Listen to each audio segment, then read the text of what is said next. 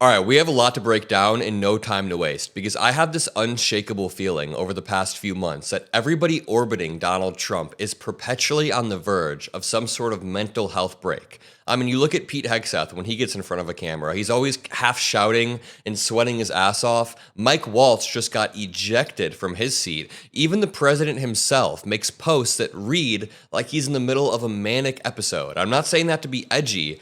Like, this post genuinely reads like there is something wrong with the president, and you have to be able to admit that. Elon Musk is currently melting down on his own app because his own company is looking for a formal way to remove him as the CEO and replace him. So all of this loops together to paint a picture of an administration that is kind of on fire. I'm not even going to mention the tariffs or Signalgate. That is all for another video. I mainly want to talk about what the admin members have been doing over the past 24 hours to paint a pretty scary picture. Before we jump in with Elon Musk, let's read this middle of the night post from Trump. Now, don't worry, I respect you guys too much to read this whole post. I would never do that to you.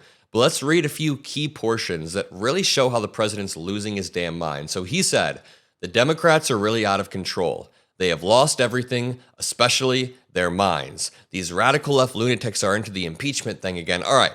First of all, can I just point out the fact that Trump has mentioned Biden 600 times in his first 100 days.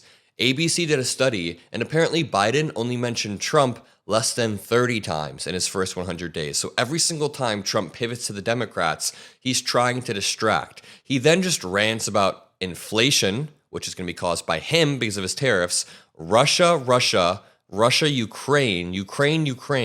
Like, do you see this sentence that I'm reading right here? He says Russia 3 times and Ukraine 3 times. This dude is losing his damn mind. But let's scroll all the way down to the end because this is what I found truly concerning. He then mentions Adam Schiff and says, Adam Schiff demanded a pardon. Not true. They had to use the power of the auto pen and a full pardon for him and the unselect committee to save them from expulsion and probably worse. This part is insane. He's essentially calling to expel members of the opposing party or implying that members of Congress who are elected by the people, by their constituents, are just subject to removal because of personal vendettas. It's kind of wild, and it's a fever dream that Trump keeps pushing where due process is gone for enemies. Due process is gone for everybody he hates. Just what an insane post, all made worse by the fact that his buddy Elon Musk then continues the meltdown a little bit later. Now, Elon got worked up and began to melt down because of reports that top Tesla executives were looking to replace him. This article says, Tesla board opened search for a CEO to succeed Elon Musk. With profits and the stock price sinking, board members told Musk he needed to spend more time at the company, which only makes sense. I mean, if you're a board member, you have a fiduciary duty to make sure the company is operating and not being tanked by one person. I don't blame the board members for coming together and trying to oust Elon Musk. Not just because I hate Elon Musk, but also it's kind of their job as the board members to keep the company afloat. This says, about a month ago, with Tesla stock sinking and some investors irritated about Elon Musk's White House focus, Tesla's board got serious about looking for Musk's successor. Board members reached out to several executive search firms to work on a formal process for finding Tesla's next chief executive, according to some people familiar with the discussions. Tensions had been mounting at the company. Sales and profits were deteriorating rapidly, and Musk was spending much of his time in Washington. Around that time, Tesla's board met with Musk for an update. Board members told him he needed to spend more time on Tesla, according to people familiar with the meeting, and he needed to say so publicly to restore faith in investors, is what they're saying. Musk didn't push back, but Tesla has been on a losing streak in the months since Musk, its chief executive, began spending much of his time helping Trump. And I mean, I don't blame the board for trying to push back when Musk is doing stuff like this on Fox News. Yeah, I mean, generally, like these programs, these grants are going to be like along the lines of save the baby pandas. And it's like, well, of course, who wouldn't want to save the baby pandas? And you know, in some cases, they've got a show panda, which they will trot out for special occasions. In a lot of cases, they don't even have a show panda. No panda. There's not even one panda. Because we asked for pictures.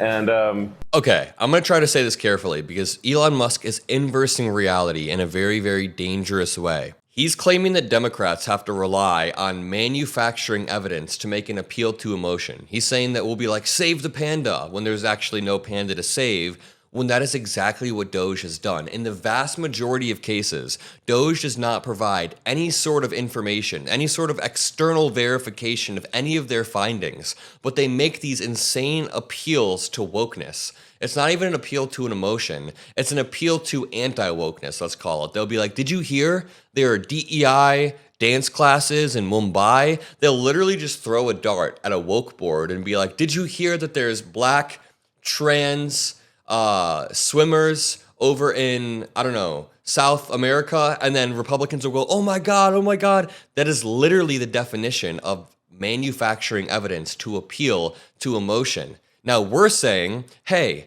there are long-term effects to cutting research funding, even across the globe. Even if you don't see in your day-to-day life how us funding research for viruses in South America or South Africa could affect us, they do. It helps us in the long term. Elon Musk is completely inverting reality, as always. And when this dude is so detached from reality, it's no wonder Tesla executives want him out. So after this Wall Street Journal article posted, this article is from the Wall Street Journal, Elon then posts on Twitter, it is an extremely bad breach of ethics that the Wall Street Journal would publish a deliberately false article and fail to include an unequivocal denial beforehand by the Tesla board of directors. Now, the thing is, the Wall Street Journal had in their article the fact that nobody at Tesla responded for a comment. And then afterwards, they updated and said Tesla denied it. So Elon Musk is lying here already.